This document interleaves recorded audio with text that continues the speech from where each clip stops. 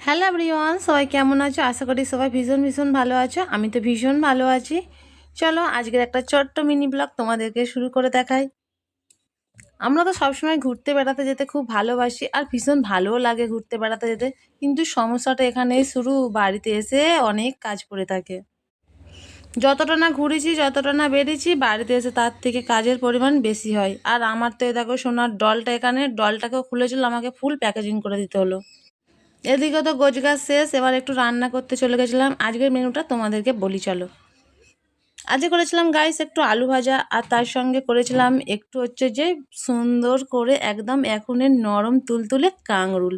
কাংরুল দিয়ে এই আলু দিয়ে আমার চচ্চড়িটা তো ভীষণ খেতে ভালো লাগে।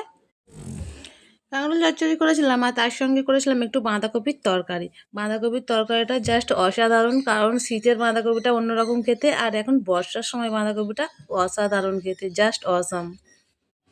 আর এর সঙ্গে করে নিয়েছিলাম এই দেখো, এই যে মুগের ডালটা কিন্তু কোনো বাজার থেকে কেনা মুগের ডাল নয়, একদম ঘরোয়া মুগের ডাল। এই যে ভাজছিলাম, এর যা গন্ধটা বেরোচ্ছিলো কি বলবো, জাস্ট খাবারটা পুরো জমে গেল। ডালটা দেখো একদম পাতলা করিনি, খুব ঘন করেছিলাম, যেহেতু ঘরের মুগের ডাল আর ঘন ঘন খেতে তো ভীষণ ভালো লাগে। আর এর সঙ্গে নিয়েছিলাম একটা লেবু। লেবুরটাও বাজারে নয়, লেবুরটা ছিল গাছের, একদম